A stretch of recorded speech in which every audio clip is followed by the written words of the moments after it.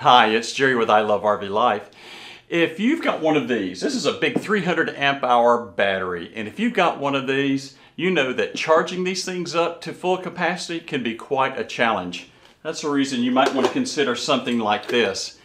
This is a LiTime 80 amp charger, and I'm going to show you how it's used and why it's so beneficial for your RV, your off-grid, or maybe a disaster recovery situation.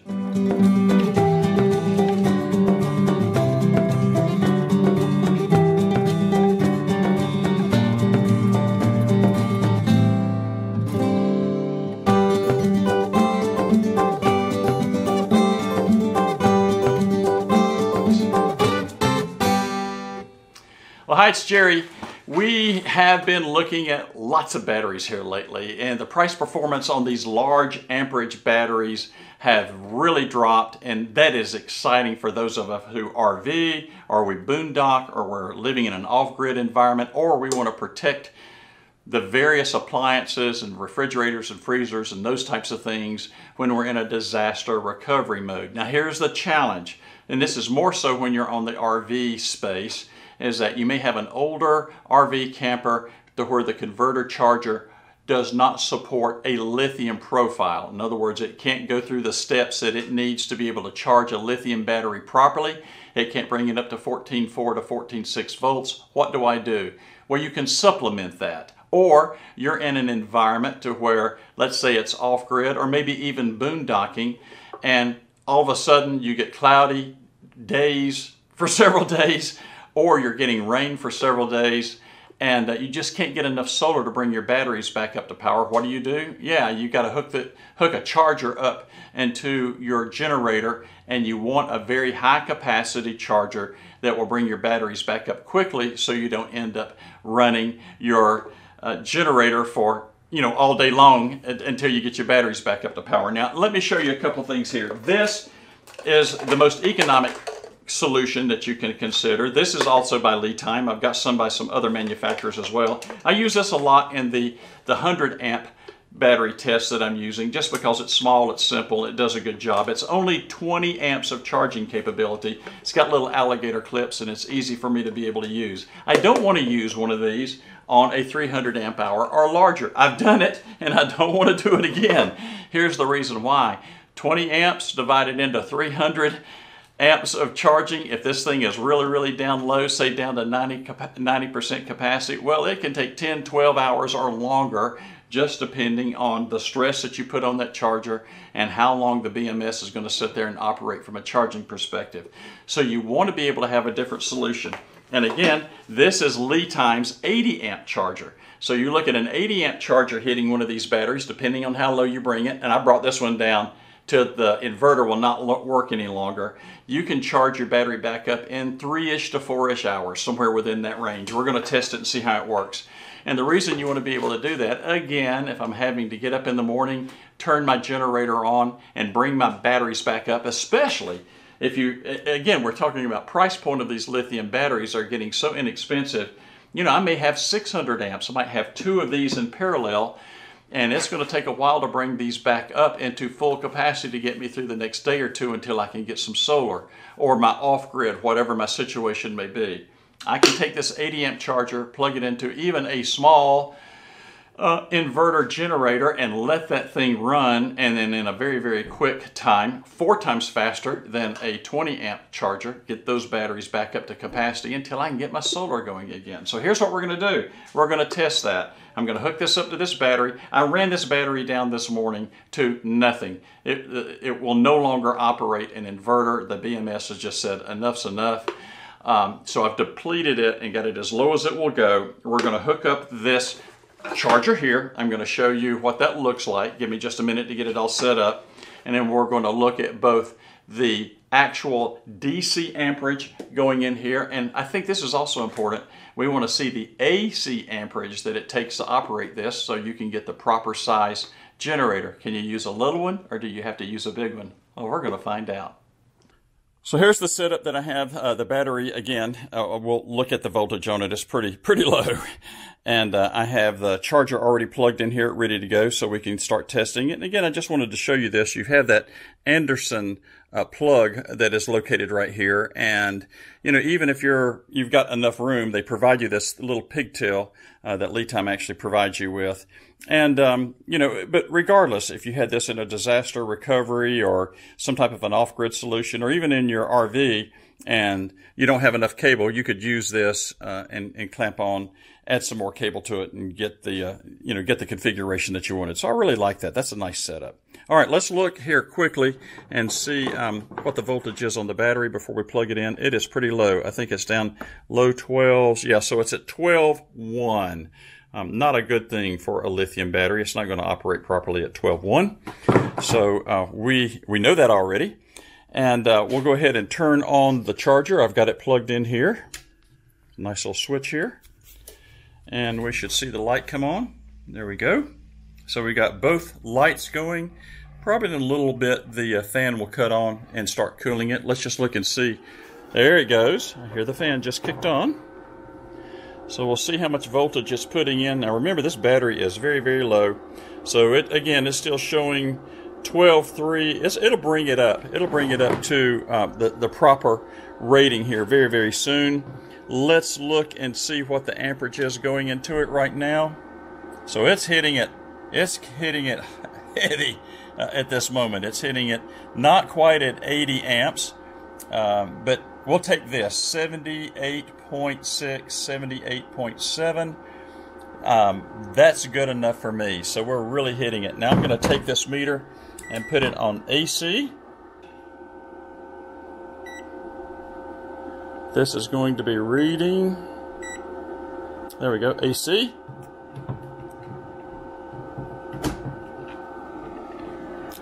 And very efficient. It is running 14 amps, 120 volts at 14 amps to generate 78 DC amps to feed this unit. So I'm pretty pleased with that. That's it's doing a good job. We'll just check it one more time. Put it back on DC.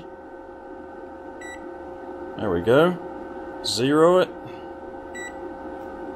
There we go. And we'll look one more time. Yep, running a good 78 amps.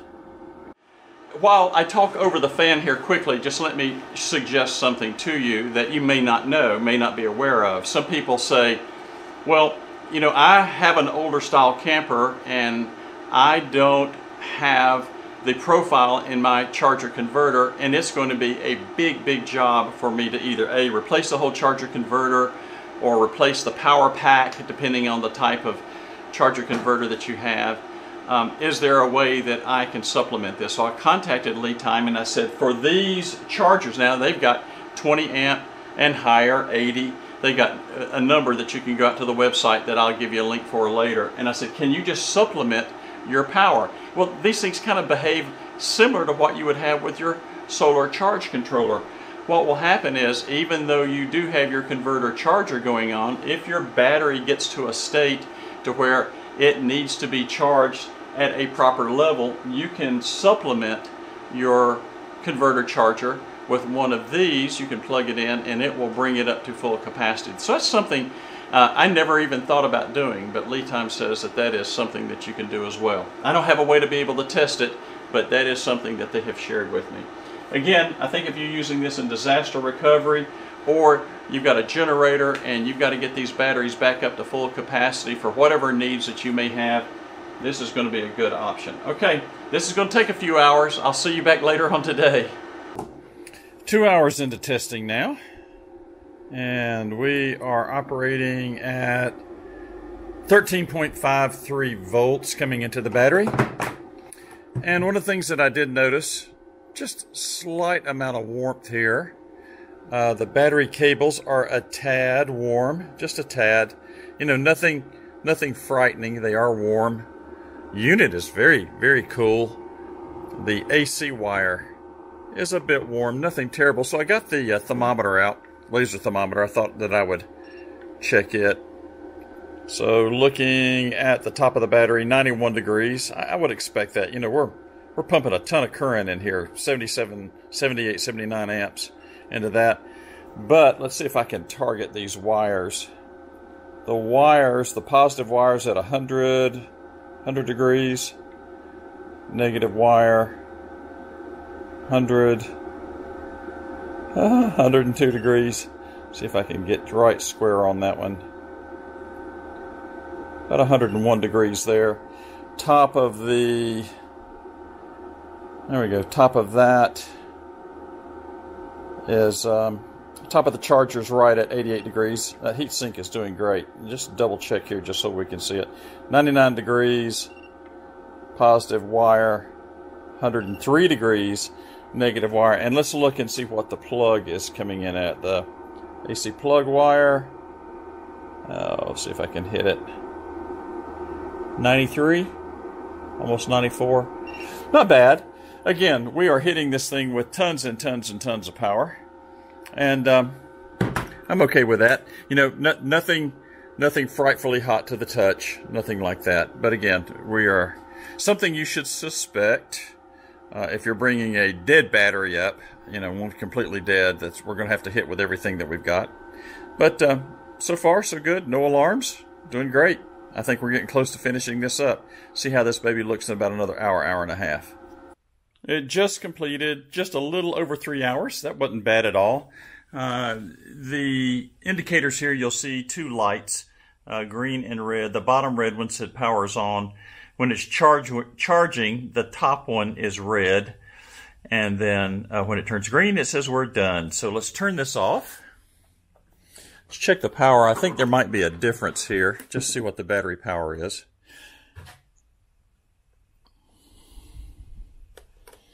We'll check this real quick. It's showing 13.5 volts, so that's full. What I'll do is I'll put a chart up and just show you how a lithium battery shows 0 charge up to 100% charge. But we are at 100% charge at 13.5. I will just take a second here, turn this off, see if this changes the reading. I don't think that it will, but it could. And then we'll pull one of the legs off, see if it still reads 13.5. Yeah, right at 13.49. And let's do this just to make sure we don't have any inductance here. Let's take the charger completely off of it. And then we'll read it again. Just make sure that there's no inductance load coming out of that. I don't think there will be.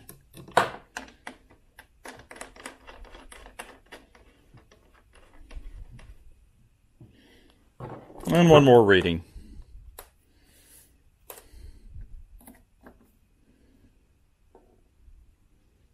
13.5. All right, no difference whatsoever. Okay, fully charged battery. It was dead. It wouldn't operate anything, and so this charger brought up 300 amp hour battery. How about that?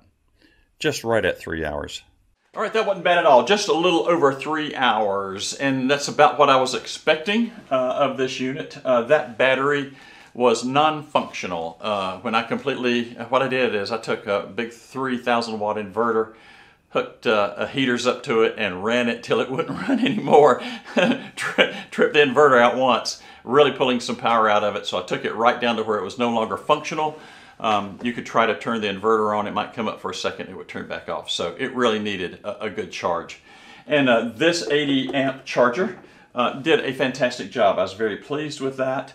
We almost got 80 out of it. I think 277, 78, something like that. And you know, I'll give it within 1% of what that meter could read. It could be the meter was off 1%, something like that, or less. But it did perform very, very well. So if you're looking for something like this, again, for your RV and boondocking needs, this is a great application. No sun. You need to get those batteries built up. You don't want to run the generator all day long. And if your battery can handle it, now let's talk about that. Not all batteries can handle 80 amps. All the 300 amp batteries I've been charging, the 460 amp batteries I've been charging, this thing worked like a champ. The 100s and the 200s that I've been testing here recently cannot handle 80, but that's not a bad thing. If you go out to the LiTime website, and I'll have the links in today's description and at ilovervlife.com, they've got 20s, 40s, 60s, 80s. They may have one larger than that. You saw the little 20. And that little 20's really a great little value, and I've used it a ton. I've even used it on 300s before I got the big one. It just takes, you know, half a day or through the evening sometimes to charge them up. But that little 80, the little 200 runs $80, only $80. It's very, very reasonable. And even this one, this is pricing now as of mid-November when I'm doing this video. Pricing for this unit right here is $240. So let's see if I can do the math right. So it's not 4 times the cost of a 20, it's only 3 times the cost to get 4 times the power. I think my math is right. So that is really, I think, a good value for a nice quality unit. It performed well, you know. It got a little warm, but you know, barely warm to the touch. This case is all anodized aluminum. It's just a big giant heat sink. The wires got a little bit warm, but I would expect that dumping 80 amps into a battery for 3 solid hours. But it wasn't like danger. You know, I didn't expect it to melt or anything like that. If I did do this on a regular basis, I would have a fuse on it. You know, put me like a 100 amp fuse or something like that, just in case something did go wrong. I would protect all my electronics and batteries and those types of things. And then the battery never overheated too. It was able to handle that 80 amps, no problem whatsoever. So the BMS never overheated. As a matter of fact, I put the gun on it. You saw that it was running very, very cool. So we never got into a high temperature position for that. It really, really is a good benefit. So again, RVer, you're doing some boondocking, you're going to be in rain and clouds for a while, and you've got big batteries. You can use something like this to your generator and get those batteries back up to par where you need them to be very, very quickly until you can get some sun again and get that solar working. Or you're in that off-grid. Same holds true. You're in off-grid and you're not getting enough sun and you need to be able to beef your batteries up a bit. You know, if you got 300 or 600 or even higher, you can use this 80 amp charger with your generator and get those batteries back up where they should be. And then if you just need disaster recovery, there's so many applications of just being able to have batteries, you know, an inverter, and then this guy, and may or may not even have solar in a disaster recovery. You're just trying to get through 24 hours or something like that, or still using the generator solution that I was telling you earlier. This is really stellar. Just get you a big battery. So I will put links for that. Now, if you haven't, if you're looking for a 300 amp hour battery, even though I didn't, this is not part of the evaluation. I did look at this battery some time ago, and it's been a great battery. It's been in the camper. We've used it a bunch. It's worked really, really well. And surprisingly, it's not that heavy for a 300 amp hour battery. I will have links for that as well. You can see what the pricing is of that, even though this is not part of the evaluation. And they got other sizes as well, 200s and 100s, and they've even got some larger than 300 amp hours.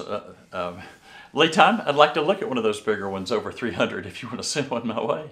So a good job, LiTime. I really like this product. It's perfect for what we do as RV life people, and even more so if you're these off-grid folks that are needing something that you can rely on full time because that's all you got. So if you like this type of content, give me a thumbs up. Use those links if you're interested in looking at this product or even purchasing it. And I do this for one reason. That's exactly right. It's because I love RV life.